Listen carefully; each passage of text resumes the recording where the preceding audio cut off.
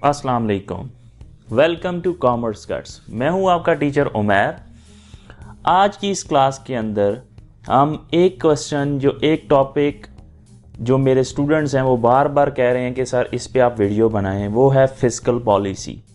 तो आज की इस क्लास के अंदर हम ये डिस्कस करेंगे कि फिस्कल पॉलिसी क्या है, फिस्कल पॉलिसी की कौन सी टाइप्स हैं, ठीक है, फिस्कल पॉलिसी के अंदर कौन से टूल्स हैं, क्या इसके अंदर इसके क्या मकसद होता है, इंपॉर्टेंस क्या है, और साथ ही साथ इस क्लास के अंदर आज हम ये देखेंगे कि इसके इम्पॉर्टेंट एमसीक्यूज़ क्या हैं जो कि आपके एग्ज़ाम में आपको हेल्प देंगे। तो आज हम इसकी थ्योरी भी देखेंगे, साथ में क्लास के एंड पे हम एमसीक्यूज़ भी देखेंगे। तो स्टूडेंट्स, आप तैयार हैं इस क्लास के लिए? तो चलें स्टार्ट करते हैं आज की क्लास।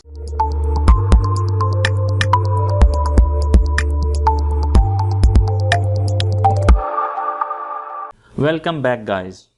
वीडियो को स्टार्ट करने से पहले मैं ये कहूँगा कि अभी तक अगर आपने मेरे चैनल को सब्सक्राइब नहीं किया तो काइंडली इसको सब्सक्राइब करें, बेल आइकन को भी क्लिक करें ताकि आपको हर नई आने वाली वीडियो मिलती रहे। इससे पहले हमने इनकम टैक्स के जो हैं वो लेक्चर्स अपलोड किए हुए हैं चैनल पर, आप उनको लाजमी देखें, जिसके अंदर salary, property, business, capital gain, other source सब के MCQs मौजूद हैं, वो सारे आप देखें ताकि आपको वहाँ से भी फ़ायदा हो। आज की इस क्लास के अंदर हम डिस्कस करेंगे फिस्कल पॉलिसी को, और फिस्कल पॉलिसी जो है उसके इम्पॉर्टेंट MCQs भी देखेंगे इस क्लास के अंदर। और सबसे पहले हम थोड़ा सा फिस्कल पॉलिसी देखते हैं कि फिस्कल पॉलिसी होती क्या है। कुछ स्टूडेंट ऐसे होते हैं जिनकी बेसिक्स नहीं होती, उनके लिए थोड़ा सा मैं बताना चाह रहा हूँ फिस्कल पॉलिसी क्या है, इसकी टाइप्स कौन सी होती हैं और इसके ऑब्जेक्टिव्स क्या होते हैं, इसके टूल्स कौन से होते हैं। उसके बाद आखिर में जाकर हम MCQ स्टार्ट कर देंगे। तो जस्ट 4 से 5 मिनट के अंदर हम इसको देख लेते हैं कि फिस्कल पॉलिसी क्या होती है। अगर हम बात करें फिस्कल पॉलिसी की, तो फिस्कल पॉलिसी बेसिकली दो चीज़ों का जो है ना वो मजमुआ होती है, ठीक है। वो कौन सी चीज़ें हैं? एक होती है जो गवर्नमेंट की टैक्सेशन होती है, और दूसरा होता है गवर्नमेंट के एक्सपेंडिचर जो होते हैं। इन दोनों को का जो मिक्सचर होता है वो कौन सी होती है पॉलिसी? फिस्कल पॉलिसी होती है। मींस गवर्नमेंट जो अपने टैक्स के एस्टीमेट लगाता है कि फॉर एग्जांपल इस साल हमने इतना टैक्स का जो है ना वो हम जनरेट करेंगे, लोगों से लेंगे, और इस साल हमारे इतने एक्सपेंसेस होंगे, इतने खर्चे करेंगे, इतने डेवलपमेंट के एक्सपेंसेस होंगे, और उस सब का इकॉनमी पे क्या इम्पैक्ट होगा, ठीक है। ये सारी जो पॉलिसी बनाई जाती है, ठीक है, वो कौन सी होती है पॉलिसी? Fiscal policy. देखें, कोई भी पॉलिसी बना रहे होते हैं, अल्टीमेटली बेसिकली फिस्कल पॉलिसी बना कौन रही है? गवर्नमेंट। अब जब गवर्नमेंट बना रही है तो गवर्नमेंट फिस्कल पॉलिसी जो भी बनाएगी उसका इम्पैक्ट किस पे होना चाहिए? इकोनॉमी पे होना चाहिए, ठीक है। तो जो भी टैक्सेशन के हम पॉलिसी बनाएंगे या जहाँ जहाँ हमने एक्सपेंडिचर्स करने हैं, डेवलपमेंट करनी है, उसके लिए एक्सपेंस करने हैं, अल्टीमेटली गोल क्या होता है? हमारी इकोनॉमी जो हो वो क्या करे? ग्रो करे, बूस्ट करे, ठीक है, हमारी ग्रोथ हो, ठीक है। तो ये बेसिकली अल्टीमेट पर्पस होता है। लेकिन फिस्कल पॉलिसी क्या हो गई? तो उसने कहा जी fiscal policy is an estimate of taxation, government spendings that impact the economy, कि इकोनॉमी को जो चीज़ें इम्पैक्ट कर रही होती हैं, ठीक है, कौन सी चीज़ें हैं? टैक्सेशन, और उसमें क्या शामिल है? गवर्नमेंट की स्पेंडिंग। इसके रिलेटेड जो भी हम एस्टिमेट लगा रहे होते हैं, इससे रिलेटेड जो भी हम पॉलिसी बना रहे होते हैं, वो हमारी पॉलिसी कौन सी होती है? फिस्कल पॉलिसी होती है। अब सवाल ये पैदा होता है फिस्कल पॉलिसी की टाइप्स कौन सी हैं, ठीक है। नॉर्मली जो डिस्कस की जाती हैं वो दो टाइप्स डिस्कस की जाती हैं, जिसके अंदर एक जो पॉलिसी होती है उसको हम कहते हैं एक्सपेंशनरी फिस्कल पॉलिसी, ठीक है, और दूसरी जो होती है वो होती है कॉन्ट्रैक्शनरी फिस्कल पॉलिसी, ठीक है जी। सबसे पहले जो एक्सपेंशनरी जो फिस्कल पॉलिसी है, ये नाम से ही बता रही है कि एक्सपेंशन मींस फैलाव होगा इसमें, ठीक है। किस चीज़ का फैलाव? देखें, हम इकोनॉमी की बात कर रहे हैं, ठीक है, गवर्नमेंट जो है वो इकोनॉमी का सोच रही होती है।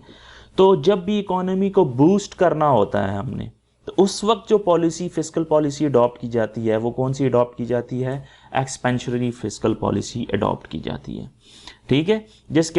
उसके अंदर क्या बात होती है कि this policy is design to boost the economy. अब इसके अंदर क्या क्या होता है? It is mostly used in times of high unemployment and recession. जब रिसेशन कंट्री के अंदर चल रहा हो, ठीक है, ट्रेड साइकिल की एक आपको पता है ना फेज होती है जिसके अंदर रिसेशन के अंदर इकोनॉमी आ जाती है, अनएम्प्लॉयमेंट होती है, उस दौरान या it leads to the government lowering the taxes and spending more. अब इस पॉलिसी के अंदर क्या होता है, टैक्सेस कम करती है गवर्नमेंट और अपने स्पेंडिंग डेवलपमेंट के जो एक्सपेंसेस होते हैं, डेवलपमेंट्स के काम ज़्यादा करती है, ठीक है। तो उससे क्या करती है, इकोनॉमी बूस्ट करती है। या एक ये हो सकता है दोनों में से कोई एक काम करे, या ये दोनों काम करेगी। दोनों काम क्या, मैंने भी आपको बताए। एक काम ये बताया मैंने कि आप टैक्सेस लो करें और अपनी स्पेंडिंग्स को क्या करें, ज़्यादा करें। ये दो काम करने होते हैं इसके अंदर, या दोनों में से कोई एक करो। और one of the two means या तो टैक्सेस को कम कर दें तो भी इस पॉलिसी के तहत आ जाएंगे, या अपनी स्पेंडिंग्स को बढ़ा दें। तो ये कौन सी पॉलिसी हो जाएगी, एक्सपेंशनरी पॉलिसी। इसी के ऑपोजिट होगी दूसरी, कॉन्ट्रैक्शनरी पॉलिसी होगी, जो फिस्कल पॉलिसी। अच्छा, इसके अंदर क्या होता है, the aim of this policy is to stimulate the economy and ensure consumers purchasing power does not weaken. इसका मकसद ये होता है कि जो कंज्यूमर्स हैं उनकी किसी भी चीज़ को बाय करने की जो पावर है, परचेजिंग पावर, वो कभी भी डिक्रीज ना हो, कंट्री बूस्ट करे। दूसरा जो हमारा पॉलिसी होती है वो होती है कॉन्ट्रैक्शनरी फिस्कल पॉलिसी। अब जो कॉन्ट्रैक्शनरी फिस्कल पॉलिसी है उसके अंदर क्या है, contract as the term suggest this policy is designed to slow economic growth in case of high inflation. आपको पता है इन्फ्लेशन जो होती है बड़ी डेविस्टेटिंग होती है किसी इकोनॉमी के अंदर के, एशिया की जो प्राइसेस होती हैं वो रेज हो जाती हैं, ठीक है, और इसकी वजह से आपकी बैलेंस ऑफ पेमेंट में प्रॉब्लम आ जाता है, ठीक है, वैल्यू ऑफ मनी जो होती है वो आपकी डिक्रीज हो जाती है, ठीक है। तो ये इसके बड़े कॉजेज होते हैं। तो जब भी हाई इन्फ्लेशन होती है तो उस वक्त आप क्या करते हो, स्लो डाउन करते हो इकोनॉमिक ग्रोथ को, ठीक है। उसके अंदर करते क्या है गवर्नमेंट, क्या इस पॉलिसी के अंदर गवर्नमेंट क्या करती है, government engage in contractionary fiscal policy by raising taxes. इस पॉलिसी में क्या होता है, टैक्सेस को बढ़ा दिया जाता है। पिछली पॉलिसी में मैंने आपको क्या बताया था, आपको देखा, ये देखें, लोअरिंग टैक्सेस, कि इसके अंदर टैक्सेस को कम किया जाता है एक्सपेंशनरी पॉलिसी के अंदर, और एक्सपेंडिचर्स को बढ़ाया जाता है। लेकिन कॉन्ट्रैक्शनरी जो फिस्कल पॉलिसी होती है इसके अंदर गवर्नमेंट क्या करती है, उसके ऑपोजिट चलती है। वहां टैक्सेस को कम करते हैं, यहां टैक्सेस को बढ़ा देते हैं। वहां मैंने कहा था स्पेंडिंग्स जो डेवलपमेंट पे एक्सपेंसेस होते हैं वो बढ़ा देते हैं, यहां गवर्नमेंट अपने एक्सपेंडिंग्स को क्या करती है, रिड्यूस कर लेती है। बात समझ आ गई। तो ये दोनों डिफरेंट किस्म की फिस्कल पॉलिसीज हैं जो गवर्नमेंट अडॉप्ट करती है डिपेंडिंग अपॉन द सिचुएशन, क्या चल रही है उस वक्त या क्या क्राइसिस हैं गवर्नमेंट के, ठीक है। तो ये दोनों में से कोई फिस्कल पॉलिसी गवर्नमेंट अडॉप्ट करती है कि आया कि वो इकोनॉमी के बूस्ट की तरफ जा रहे हैं या कंट्रोल करना चाह रहे हैं अपने आप को, ठीक है। तो ये दो चीज़ें हैं। अब आपको पता है सवाल ये पैदा होता है इसके अंदर कितने टूल्स हैं। तो फिस्कल पॉलिसी की आपको पता है there are two tools of fiscal policy. The first tool is taxation and the second tool is government expendings. Government के जो भी एक्सपेंडिचर्स होते हैं वो इसका दूसरा टूल होता है। पहला टूल होता है टैक्सेशन। अच्छा, मैं आपसे एक सवाल करता हूँ या आपने मेरे एक सवाल कर लिया कि सर ये बताएं गवर्नमेंट की रेवेन्यू जो होता है, आमदनी जो होती है, उसका मेन सोर्स क्या होता है। मेन जो सोर्स होता है वो टैक्स ही होता है। इसके अलावा बहुत से सोर्सेज हो सकते हैं, ठीक है, नॉन टैक्स सोर्स भी हो सकते हैं, जैसे गवर्नमेंट अपनी प्रॉपर्टी को बेच दे, ठीक है, को राइट्स वगैरह बेच दे, डिफरेंट और भी हो सकते हैं, या गवर्नमेंट मुख्तलिफ किस्म के फ़ीस आपसे लेती है, ठीक है।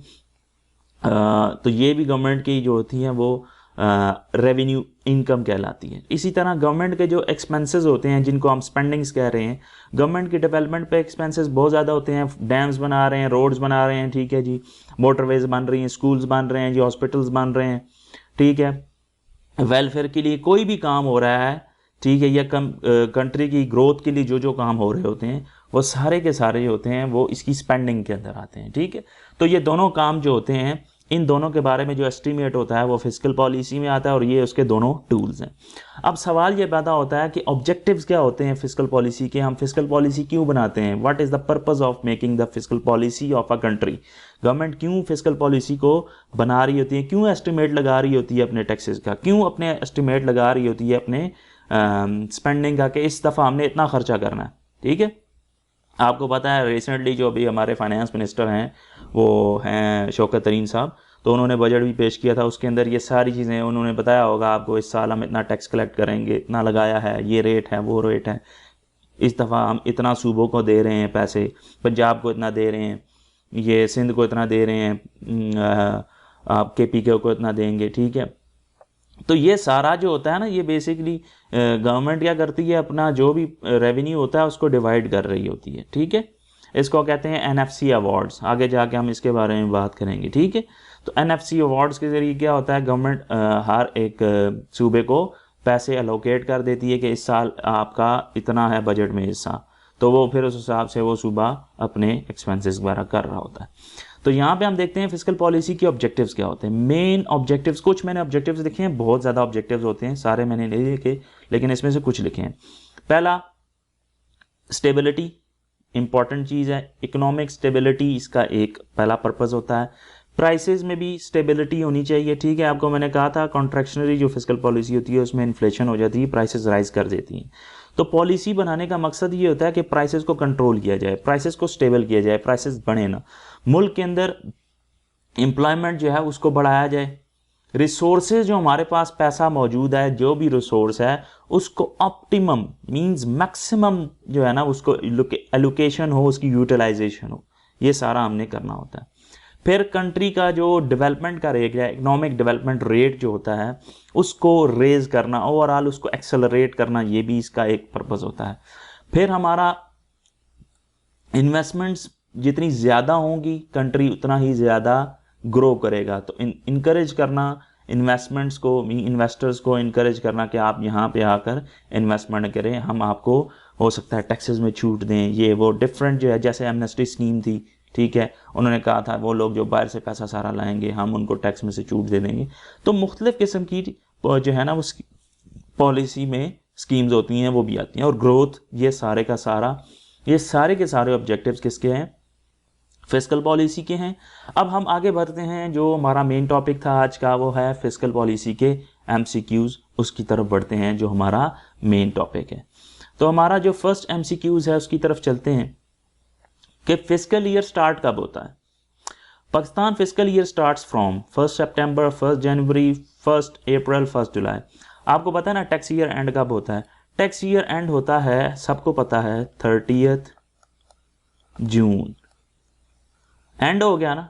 अब नेक्स्ट जो फाइनेंशियल हमारा फिस्कल ईयर स्टार्ट होता है वो कब स्टार्ट होता है, 1 जुलाई। जो ही बजट पेश होता है तो फिस्कल ईयर स्टार्ट हो जाता है, क्योंकि उसके अंदर उन्होंने सारा एस्टिमेट लगाया होता है, एक्सपेंसेस जो भी होते हैं वो एलोकेट किए होते हैं। तो इसका मतलब करेक्ट ऑप्शन हमारा फर्स्ट है, 1 जुलाई ऑफ एवरी ईयर जो होता है हमारा फिस्कल ईयर स्टार्ट होता है उससे, ठीक है जी। अब फिस्कल नेक्स्ट MCQs क्या है, डी ऑप्शन करेक्ट ऑप्शन है। Number 2, fiscal policy means, fiscal policy का मतलब क्या होता है आपको वैसे पता चल चुका है, मैंने अभी पहले एक्सप्लेन किया आपको। जिसके अंदर क्या हो गया, आप खुद कहेंगे सर गवर्नमेंट के जो आमदनी होती है, टैक्सेशन गेन, गवर्नमेंट के रेवेन्यूज और गवर्नमेंट के एक्सपेंडिचर्स, ये जो होते हैं ये फिस्कल पॉलिसी में आते हैं। तो कहता है ए ऑप्शन में, it is a policy concerned with the government revenues and it's expenditure, it is a necessary policy of any country, it is a policy of economic growth, none of these। तो आपको पता है first option is the correct option, क्यों कि इसके अंदर दो चीज़ों की बात की गई है, गवर्नमेंट के रेवेन्यूज़ की और गवर्नमेंट के एक्सपेंडिचर्स। गवर्नमेंट के रेवेन्यूज़ मैंने आपको बता दिए, गवर्नमेंट के रेवेन्यूज़ क्या होते हैं, गवर्नमेंट के रेवेन्यूज़ हमारे पास टैक्सेशन होती है जो कि आमदनी होती है गवर्नमेंट की। तो इन दोनों के जो भी कनेक्टेड होगी पॉलिसी वो कौन सी होगी, फिस्कल पॉलिसी होगी। तो correct option is A option for this particular MCQs। नंबर 3 पे चलते हैं, what are the major objectives of fiscal policy. अभी हमने पहले भी डिस्कस किया है फिस्कल पॉलिसी के ऑब्जेक्टिव्स क्या हैं हमारे पास, इसके अंदर देख लेते हैं क्या ये हैं। प्राइस स्टेबिलिटी, बिल्कुल प्राइस स्टेबिलिटी भी हमने देखा था। कंजम्पशन पैटर्न्स को इन्फ्लुएंस करना, मींस लोगों को ये कि लोग ज़्यादा इंपोर्ट्स पे जो है ना वो ना रिलाई करें, ठीक है, या कि इंपोर्ट्स पे ज़्यादा टैक्स लगाएंगे तो लोग अपनी जो है ना कंजम्पशन पैटर्न चेंज करेंगे और लोकल गुड्स की तरफ आएंगे। तो मतलब लोगों के कंजम्पशन पैटर्न को इन्फ्लुएंस करना ये भी एक ऑब्जेक्टिव होता है। मैंने आपको कहा था, मैंने ऊपर सारे उसके नहीं लिखे, ये भी फिस्कल पॉलिसी का ऑब्जेक्टिव होता है। इसी तरह एम्प्लॉयमेंट का जो लेवल है उसको हाई करना, मींस फुल एम्प्लॉयमेंट की तरफ जाना, ये भी है। इसका मतलब ये सारे इसके ऑब्जेक्टिव्स हैं। तो इसका मतलब ये है कि इसमें जो करेक्ट ऑप्शन है वो correct option D is the correct option for this MCQs. All of these are the objectives of fiscal policy. नंबर 4, government of Pakistan fiscal policy is related to. Government of Pakistan है या कोई भी गवर्नमेंट है, उसकी fiscal policy किन चीज़ों से रिलेट कर रही होती है? टैक्सेस एंड एक्सपेंडिचर से, कंजम्पशन एंड इन्वेस्टमेंट से, टैक्सेस एंड रेवेन्यू से, कंजम्पशन एंड एक्सपेंडिचर से। टैक्सेस और रेवेन्यू तो एक ही चीज़ होगी ना, कि गवर्नमेंट के जो टैक्सेस गवर्नमेंट लगा रही है वो रेवेन्यू ही है उसका होता है। ए ऑप्शन करेक्ट ऑप्शन है, क्योंकि जो फिस्कल पॉलिसी होती है उसमें दो चीज़ें होती हैं, एक गवर्नमेंट की रेवेन्यूज और गवर्नमेंट की एक्सपेंडिचर। तो A option is the correct option for this MCQs, fourth MCQs। Fifth MCQs की तरफ चलते हैं कि fiscal policy can be used for, कि फिस्कल पॉलिसी जो है वो किस लिए बनाई जाती है, किसके लिए हम यूज़ कर रहे होते हैं। ठीक है, तो वो क्या, पहला ऑप्शन है economic stabilisation, to remove boom, to remove depression, all of these. तो यहाँ आप याद रखें, इकोनॉमिक जो फिस्कल पॉलिसी होती है लाजमी बात है वो कंट्री अपने आप को स्टेबलाइज करने के लिए, पहली बात है, इस वजह से बना रही होती है। दूसरी बात, अगर आपको ट्रेड साइकिल का पता हो, ट्रेड साइकिल में क्या होता है कि कंट्री जो होता है वो, ये जो होता है ये होता है बूम। ठीक है, यहां एक्सपेंशन हो रही होती है। ठीक है, मींस ऊपर की तरफ जा रहे हैं। ठीक है, जो कम यहां डिप्रेशन होती है। ठीक है, तो अब कोई भी कंट्री ये नहीं चाह रहा होता, क्योंकि बूम के बाद नीचे बंदा आता है, यहां से नीचे आएगी इकॉनमी। ठीक है, तो हमेशा कंट्री ये चाहता है कि हम एक्सपेंशन की तरफ रहें। ठीक है, अपने आप को ग्रो करवा रहे हो, कभी भी टॉप पे ना जाएं, और ना ही कभी वो अगर वो डिप्रेशन में है तो डिप्रेशन से निकलने के लिए फिस्कल पॉलिसी की तरफ को यूज़ किया जाता है, अच्छी फिस्कल पॉलिसी बनाई जाती है। और हमेशा अपने आप को किस में रखना है, एक्सपेंशन में रखना है। ठीक है, इसके लिए भी फिस्कल पॉलिसी बनाई जा रही होती है। तो ये सारे के सारे ऑप्शन जो होते हैं वो फिस्कल पॉलिसी इन मकासद के लिए यूज़ होती है, लिहाजा all of these is the correct option for this particular MCQs। What are the means of instruments of fiscal policy? Fiscal policy के इंस्ट्रूमेंट से मुराद यहाँ पे क्या है, टूल्स। ठीक है, इंस्ट्रूमेंट से मुराद यहाँ पे क्या है, टूल्स। कि फिस्कल पॉलिसी के कौन कौन से टूल्स होते हैं? तो आपको पता है इसके दो टूल्स होते हैं, एक टैक्स जो आपने लगाना है, कितना किस लेवल का टैक्स लगाना है लोगों पर, उसकी क्या कॉम्बिनेशन होगा, क्या किस तरह कंपोजिशन होगी, कौन कौन से टैक्सेस होंगे, डायरेक्ट हैं इनडायरेक्ट हैं, कौन कौन से। और दूसरी चीज़ जो आपने स्पेंडिंग करनी है मुख्तलिफ सेक्टर्स पर गवर्नमेंट ने, उसका क्या तरतीब होगी। ठीक है, ये दोनों टूल्स जो होते हैं वो फिस्कल पॉलिसी के इंस्ट्रूमेंट्स कहलाते हैं। तो हम देखते हैं करेक्ट ऑप्शन क्या है। पहला, changes in the level and composition of taxes, government spending in various sectors, both A and B, none of these. तो दोनों जो हैं वो इसके इंस्ट्रूमेंट हैं, लिहाजा C option is correct option for this MCQs। Seventh क्या है, the main stances of fiscal policy are. Fiscal policy के कितने स्टांसेस हैं, मीन्स टाइप्स के बारे में पूछ रहा है। मेन जो स्टांसेस हैं वो एक एक्सपेंशनरी फिस्कल पॉलिसी है और दूसरा कॉन्ट्रैक्शनरी, दोनों है, लिहाजा both A and B is correct option. हम पहले डिस्कस कर चुके हैं इनके बारे में। नंबर 8, contractionary fiscal policy means. Contractionary fiscal policy मैंने ऊपर आपको बताया था, उसके अंदर होता क्या है, गवर्नमेंट क्या करती है। Occurs when government spending is lower than tax revenue, is usually undertaken to pay down government debts. Basically जो कॉन्ट्रैक्शनरी फिस्कल पॉलिसी होती है ये अडॉप्ट भी तभी की जा रही होती है जब गवर्नमेंट ने टैक्सेस वगैरह देने होते हैं। मैंने आपको कहा था उसमें कॉन्ट्रैक्शनरी फिस्कल पॉलिसी में होता क्या है, गवर्नमेंट टैक्सेस बढ़ा देती है, अपनी स्पेंडिंग्स को क्या कर देती है, कम। तो गवर्नमेंट टैक्सेस बढ़ाने का मकसद ये है कि टैक्स जब बढ़ाएगी पैसा आएगा तो अपने कर्जे वगैरह देंगे उससे, ठीक है। तो गवर्नमेंट क्या करती है कि occurs when government spending is lower, कि गवर्नमेंट अपने खर्चात कम कर देती है टैक्स रेवेन्यू की निस्बत, कि टैक्स ज़्यादा और अपने खर्चे कम, तो जो बचत होगी उससे अपने जो डेट्स होते हैं गवर्नमेंट वो अपने पे कर रही होती है। लिहाजा ये दोनों काम हो रहे होते हैं कॉन्ट्रैक्शनरी फिस्कल पॉलिसी के अंदर। लिहाजा इसका जो करेक्ट ऑप्शन बनता है वो ए और बी दोनों है, कि ये ऑप्शन भी है ये ऑप्शन भी है, both A and B is the correct option for this MCQs. नंबर 9, tax collection and expenditure are included in the government dash policy. आपको पता है ये दोनों किसके अंदर आते हैं, फिस्कल के अंदर आते हैं, लिहाजा correct option fiscal policy. Pakistan deficit for financial year 2021 is about dash % of GDP. अगर आप जाके देखें ना बजट 2021 का, तो उसके अंदर आपको मिल जाएगा, या आप पाकिस्तान इकोनॉमिक सर्वे की वेबसाइट पे जाएं, उसमें 2021 का जो हाइलाइट्स है ना,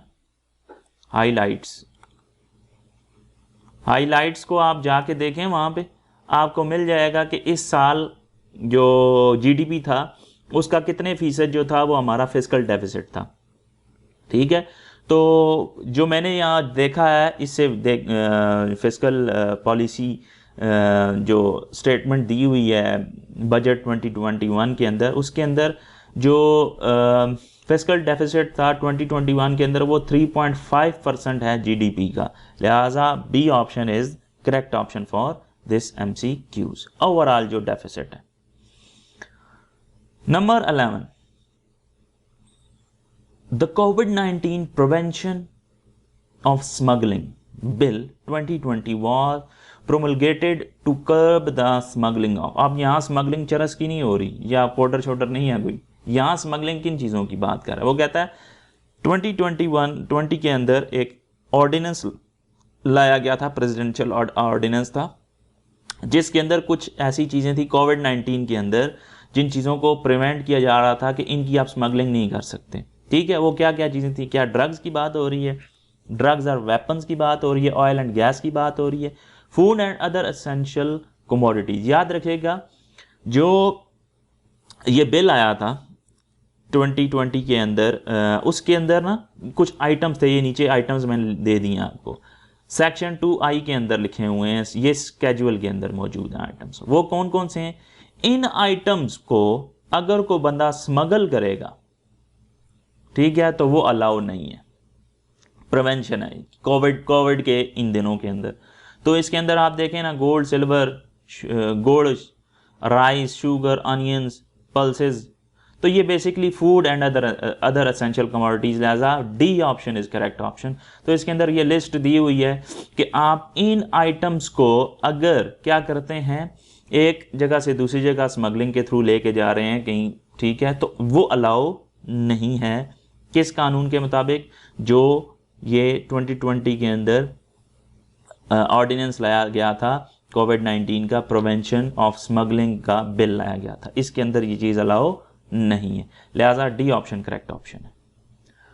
12th MCQs, the most important source of government revenue is. सबसे ज़्यादा इंपॉर्टेंट जो सोर्स है गवर्नमेंट की आमदनी का सोर्स क्या है, बहुत से सोर्सेज हैं, बाहर से पैसा ले लो, ठीक है, अपना कोई नए नोट छाप लो, ये भी तो पैसा ही है ना, आमदनी है ना, पैसा आ जाएगा, या अपनी प्रॉपर्टी को सेल कर दो। जो मोस्ट इंपॉर्टेंट सोर्स है, इंपॉर्टेंट सोर्स एक ही है जिसमें गवर्नमेंट को किसी को पैसे नहीं देने पड़ रहे, वो है टैक्सेस, कि टैक्स लगाओ पैसा कमाओ। तो ये इंपॉर्टेंट सोर्स है गवर्नमेंट का, जो गवर्नमेंट इससे क्या करती है, अपना रेवेन्यू जनरेट करती है, ठीक है। तो बी ऑप्शन करेक्ट ऑप्शन है। 13 नंबर MCQs क्या है, the number of income tax return filers in Pakistan is about to dash million. ये बेसिकली आप इंटरनेट से भी चेक कर सकते हैं, डिफरेंट आएंगे, लेकिन जो रिसेंटली मैंने देखा था वो 2.9 थे मिलियन। तो ऑल मतलब अप्रॉक्सीमेटली आप कर लें कि 3 मिलियन लोग जो हैं वो अपना रिटर्न फाइल कर रहे हैं, तो इसका मतलब ये है कि जो करेक्ट ऑप्शन है वो करेक्ट ऑप्शन नंबर ए है, कि जिसके अंदर अबाउट 3 मिलियन जो है वो अप्रॉक्सीमेटली लोग अपना रिटर्न जमा करवा रहे हैं, जो कि मेरे ख्याल से कम है। ज़्यादा लोगों को टैक्स देना चाहिए, तभी कंट्री ग्रो करेगा। गवर्नमेंट क्या करे। Number 14, due to inflation. Inflation से क्या होता है मसला, बहुत से प्रॉब्लम्स होते हैं लोगों की, जो वैल्यू ऑफ मनी होती है कंट्री के वो नीचे चली जाती है, ठीक है। परचेजिंग पावर लोगों की डिक्रीज हो जाती है, बैलेंस ऑफ पेमेंट ख़राब हो जाती है आपकी, इनकम लेवल, जहाँ लाजमी बात है इसमें होता ही है, इन्फ्लेशन के अंदर एशिया की कीमतें बढ़ जाती हैं तो इनकम उसके सामने कुछ भी नहीं रहती, ठीक है। तो लोगों की आमदनियाँ कम हो जाती हैं, ठीक है। तो इन्फ्लेशन का क्या इम्पैक्ट होता है, due to inflation countries income falls, लाजमी बात है कंट्री मुल्क की आमदनी में कमी आती है। वैल्यू ऑफ मनी रिड्यूस होती है, जी बिल्कुल होती है। Balance of payment position deteriorate, उसमें भी प्रॉब्लम आ जाता है। तो ये सारे काम होते हैं इन्फ्लेशन के अंदर। तो इसका मतलब ये है कि all of these is the correct option for this MCQs, D is correct option. 15 MCQs क्या है, a strict fiscal policy will have a negative effect on countries. अब अगर स्ट्रिक्ट फिस्कल पॉलिसी है तो आप, इसका मतलब ये है आपने टैक्सेस बढ़ाए हुए हैं, नए बंदों को आने नहीं दे रहे, इन्वेस्टमेंट करनी है तो उसके लिए बड़ी मुश्किलात हैं, आपने कोई चीज़ प्रोड्यूस करनी है उसको फिर बेचना है तो उस पर टैक्सेस हैं, हर एक मामले में रिस्ट्रिक्ट हुआ हुआ है। तो इसका मतलब ये है कि रिस्ट्रिक्टेड पॉलिसी का नेगेटिव इम्पैक्ट होता है कंट्री पे। तो और किस किस चीज़ पर होता है, एम्प्लॉयमेंट पे होगा, ऑब्वियसली होगा, प्रोडक्शन पे भी होगा, इन्वेस्टमेंट्स पे भी होगा। इसका मतलब D is correct option, all of these is correct option, कि सब पे इसका नेगेटिव इंपैक्ट होता है।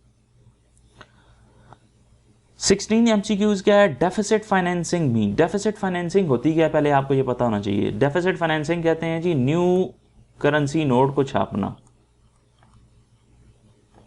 ठीक है, इशू करना, प्रिंट करना,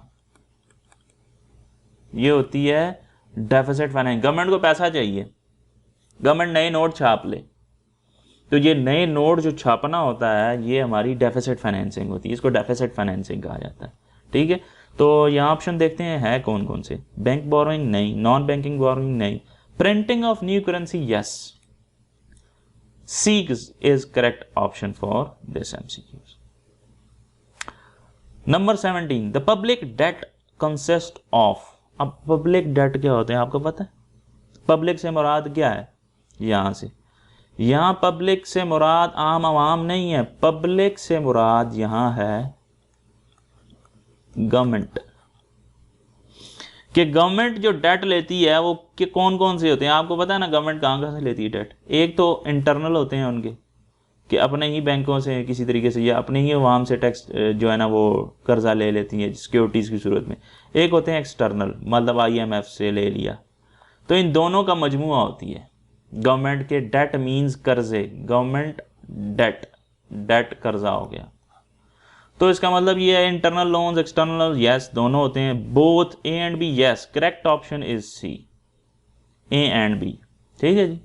number 18, the amount which is paid to the government by the people and firm is commonly known as। वो अमाउंट जो गवर्नमेंट को आम आवाम और फर्म्स कंपनीज पे करती हैं वो क्या होती है, तो वो आपको पता है वो डेट होता है, कर्जा देना। ये तो नहीं, लोन भी नहीं है, टैक्सेस होते हैं, कि वो हम जो पेमेंट गवर्नमेंट को करते हैं, आम आवाम करती है या फर्म्स वगैरह कर रही होती हैं, कंपलसरी पेमेंट जो कर रहे होते हैं फैसिलिटीज़ के अगेंस्ट, जो हम फैसिलिटीज़ गवर्नमेंट से लेते हैं, रोड्स, डैम्स, ये वो सारी चीज़ें, हॉस्पिटल्स, इसके अगेंस्ट जो अमाउंट दी जा रही होती है वो हमारे टैक्सेस होते हैं। लिहाजा C option is correct option. Number 19, what are the major type of taxes. Taxes की कौन कौन सी टाइप्स हैं, बहुत सी हैं, डायरेक्ट हैं, इनडायरेक्ट है, प्रोपोर्शनल है, प्रोग्रेसिव है, रिग्रेसिव है, स्पेसिफिक है, वॉलरम, ठीक है। वॉलरम क्या टैक्स होता है, ये नया आया है। वॉलरम ये होता है कि जो आप कोई प्रॉपर्टीज़ वगैरह बेच रहे होते हैं ना, उस पर जो टैक्स आपसे लिया जाता है ना, जैसे ज़मीन वगैरह जो रियल इस्टेट होती है, ठीक है, रियल इस्टेट जो आप बेच रहे होते हैं, रियल इस्टेट इसके जो सेल पर आपसे टैक्स दिया जाता है ना, वो वॉल्यूम टैक्सेस होते हैं। बेसिकली ये सारे ही हैं, लिहाजा डी ऑप्शन इसका करेक्ट ऑप्शन है। डी ऑप्शन के ये सारे मेजर टाइप्स ऑफ टैक्सेस हैं, और भी हैं इसमें, लेकिन ये कुछ लिखी हैं इसमें। 20th MCQs क्या है? The direct tax is such a tax which has to be paid by the person whom has been imposed, mention its kind of direct। कहता है डायरेक्ट टैक्स उसने बता दिया होगा क्या है। डायरेक्ट टैक्स वो होता है जो जिस पर इम्पोज किया जाता है वो पर्सन उसको पे करता है, हमें ये पता है। जैसे एक बंदे की इनकम पे टैक्स लगाया जाए तो जिसकी इनकम पे होती है उसी पे टैक्स लगाया जाता है और वही उसको पे करता है, लिहाजा ये डायरेक्ट टैक्स होता है। इनडायरेक्ट टैक्स इसके ऑपोजिट होता है, जिस पर लगाया जाए वो पे ना करे बल्कि उसकी जगह कोई और पे करे, मींस वो अपने टैक्स के बर्डन को किसी और पे शिफ्ट कर सकता है, वो इनडायरेक्ट टैक्स होता है। ठीक है, जैसे मैन्युफैक्चरर्स पे टैक्स लगता है तो वो प्राइस, वो जो टैक्स होता है वो उस प्रोडक्ट की प्राइस में शामिल करके आगे लोगों को बेच देते हैं। अल्टीमेटली हम गुड्स को खरीदते हैं तो हम ही गुड्स का पे टैक्स देते हैं, मींस उनका टैक्स का बर्डन हम पे शिफ्ट हो गया तो हमने पे किया, तो लिहाजा वो इनडायरेक्ट टैक्स हो गया कि लगा किसी और पे था, पे किसी और ने किया। ठीक है, तो यहाँ वो पूछना ये चाह रहा है कि इनमें से कौन सी ऐसी टाइप है जो डायरेक्ट टैक्स की टाइप में आती है। इनकम टैक्स डायरेक्ट टैक्स होता है, वेल्थ टैक्स डायरेक्ट टैक्स होता है, प्रॉपर्टी टैक्स जिसकी प्रॉपर्टी है उसी पे टैक्स लगेगा, प्रॉपर्टी टैक्स भी डायरेक्ट टैक्स है, लिहाजा ये सारे के सारे डायरेक्ट टैक्स हैं। All of these is the correct option for this particular MCQs। 21 MCQs क्या है? The indirect tax is one which has to be paid by the person whom upon it has not been imposed। वो बंदा जिस पर tax लगाया जाता है वो उसको पे नहीं करता बल्कि उसकी जगह कोई और पे करता है। कहता है इसमें से टाइप्स बताएं कौन कौन सी हैं उसकी। कस्टम ड्यूटी बिल्कुल इनडायरेक्ट टैक्स की टाइप है, sales tax indirect tax, excise duty indirect tax, ये सारे के सारे इनडायरेक्ट टैक्सेस की टाइप हैं। तो all of the above is the correct option for this MCQs। Name the tax whose rate falls along with an increase in income of the people।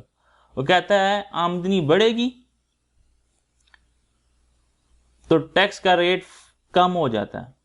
ये कौन सी type है? The name of the tax whose rate falls along with an increase in income of the people। आपको पता है progressive tax क्या होता है? Progressive tax वो होता है कि इनकम में, मीन्स अगर आपकी इनकम में इजाफा होगा तो टैक्स जो होगा टैक्स में भी क्या होगा? इजाफा होगा। इनकम कम होगी टैक्स का रेट भी कम हो जाएगा, होता है प्रोग्रेसिव। प्रोग्रेसिव के ऑपोजिट होता है रेग्रेसिव, कि इनकम ज्यादा टैक्स का रेट कम, मींस इनकम ज्यादा टैक्स कम। तो ऊपर ऑप्शन क्या पूछ रहा था वो कि name the tax whose rate falls, कि टैक्स का रेट कम होगा along with an increase in income, कि इनकम जब बढ़ेगी तो टैक्स का रेट कम होगा। ये वाली जो टाइप होती है उसको कहते हैं रेग्रेसिव टैक्सेशन। तो इसका मतलब करेक्ट ऑप्शन कौन सा है? B is correct option for this MCQs। Next चलते हैं 23 की तरफ।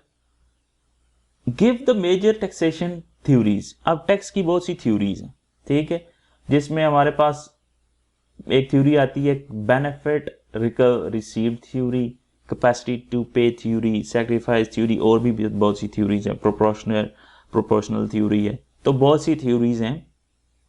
तो वो पूछना चाह रहा है मेजर कौन सी हैं, तो यहाँ ये तीनों जो हैं वो टैक्स की थ्योरीज हैं। बेनिफिट रिसीव थ्योरी क्या होती है कि ये कहती है कि आप टैक्स उतना दें जितना आप गवर्नमेंट से बेनिफिट ले रहे हैं, मींस एक बंदे को टैक्स उतना देना चाहिए जितना वो गवर्नमेंट से फायदा ले रहा है। ठीक है। कैपेसिटी टू पे क्या है कि वो बंदा जिसकी जितनी कैपेसिटी है वो उतना टैक्स दे। अमीर लोगों की कैपेसिटी ज़्यादा है पे करने की तो वो ज़्यादा टैक्स दें, और गरीब लोग क्योंकि उनकी कैपेसिटी कम होती है तो उनको टैक्स कम देना चाहिए। ठीक है जी। सैक्रिफाइस थ्योरी भी ऐसी है कि जो बंदा जितनी सैक्रिफाइस कर रहा है उसको टैक्स कम देना चाहिए, और जो कम सैक्रिफाइस कर रहे हैं उनको टैक्स ज़्यादा देना चाहिए। ठीक है। जैसे सैक्रिफाइस से मुराद ये है कि अमीर लोग जो होते हैं उनके लिए किसी चीज़ में, फॉर एग्जांपल यहाँ एक यूटिलिटी का भी कॉन्सेप्ट उसमें दिया हुआ है ना, कि सेटिस्फैक्शन है या विलिंगनेस टू पे है, ठीक है, किसी भी चीज़ की।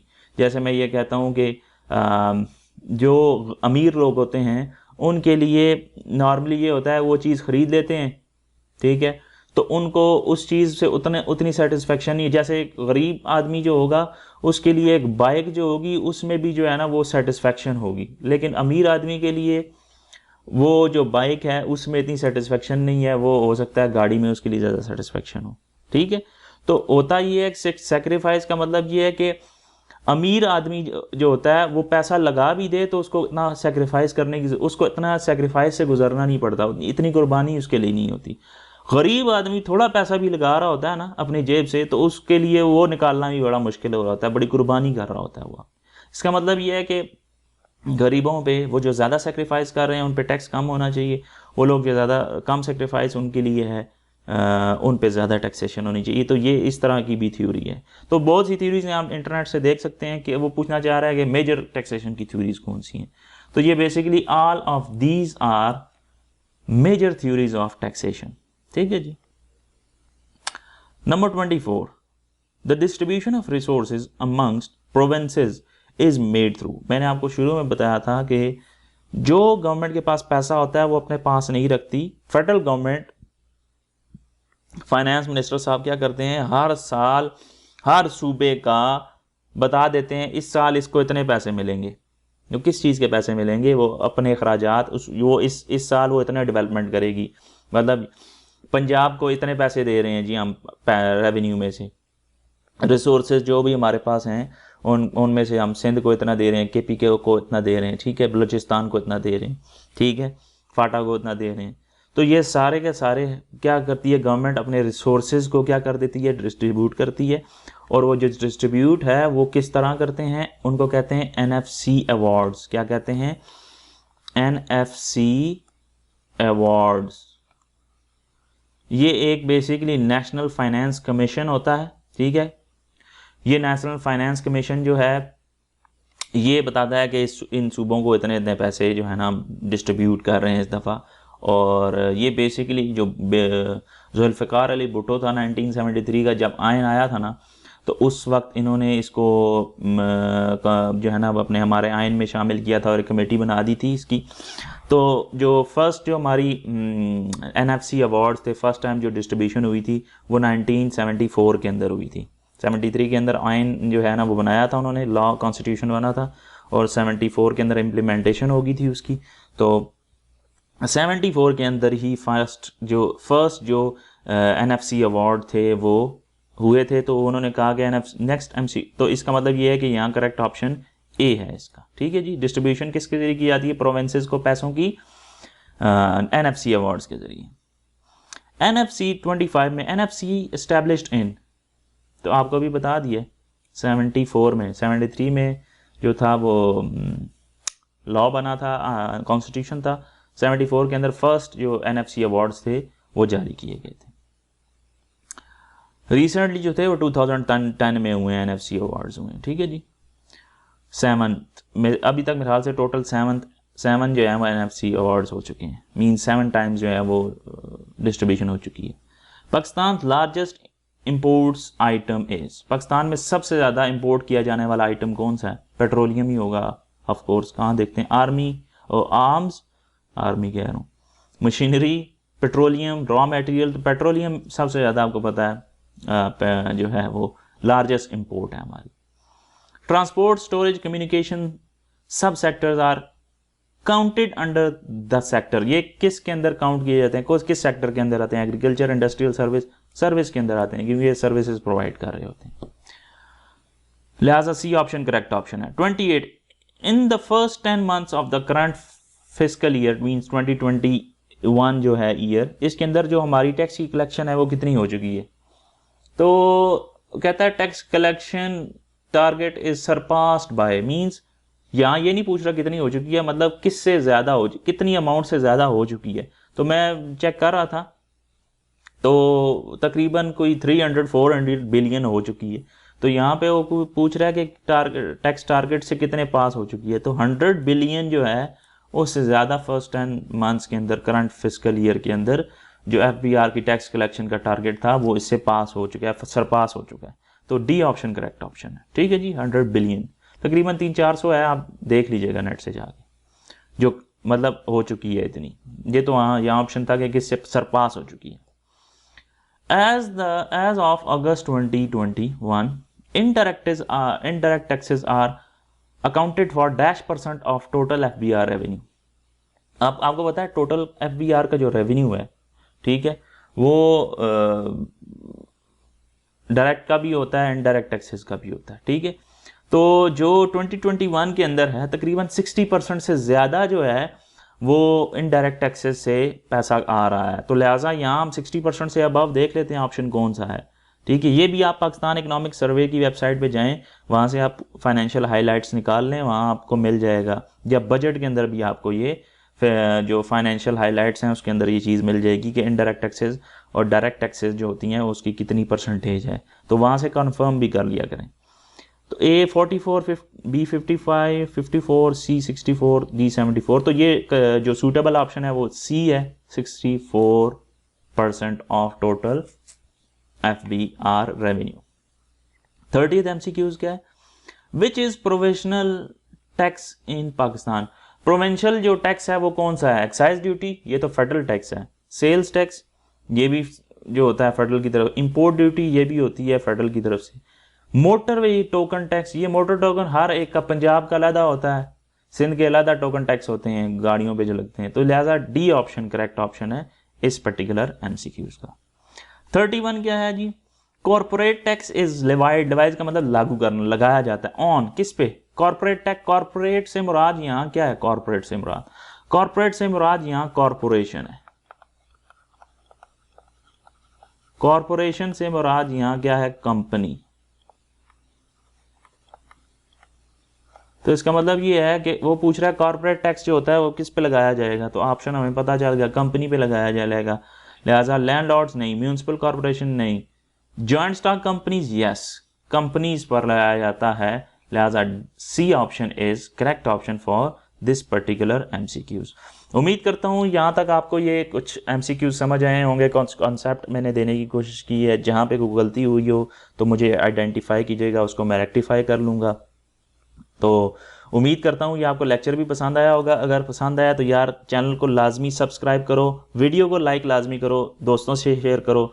नेक्स्ट इंशाल्लाह वीडियोस के अंदर मिलते हैं। अल्लाह हाफिज़।